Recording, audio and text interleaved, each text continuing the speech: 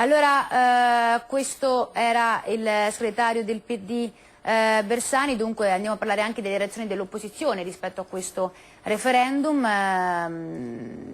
L'UDC che era a favore dell'astensione inizialmente ora ha dato indicazioni di voto diversi, ovvero votare a favore dell'impedimento, l'astensione sui quesiti acqua e libertà di scelta, poi sui quesiti sull'acqua e libertà di scelta per il nucleare. Di Pietro poi chiede invece 4 sì convinti e ribadisce che il referendum non solo sono una scelta pro o contro il governo. Per Bersani, che ha chiesto la mobilitazione di tutto il Partito Democratico per raggiungere il primo obiettivo, cioè il quorum del 50% più uno di coloro che hanno diritto di voto.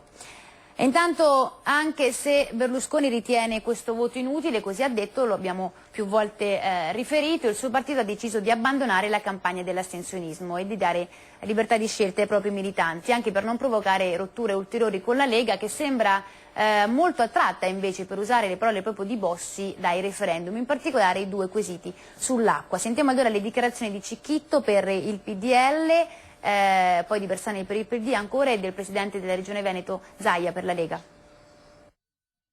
Ci è sembrato che la posizione più corretta sia quella di dare libertà di voto o di non voto ai nostri iscritti e ai militanti del PDL.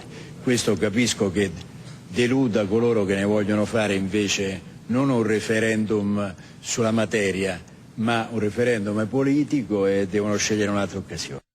Si dice ma il colpo al governo, non abbiamo neanche impostato così le elezioni amministrative, figuriamoci se impostiamo così il referendum. Qui si parla di nucleare, si parla di acqua, si parla di legittimo impedimento. Chi anche di destra, di centro, di sinistra vuol venire sul palco con noi è il benvenuto. Io sono contro il nucleare, sono contro gli OGM, sono per l'acqua pubblica, a me sembra chiaro, no? Non c'è null'altro da aggiungere. Ho scritto un libro, sono per il Prosecco. È stato accolto alla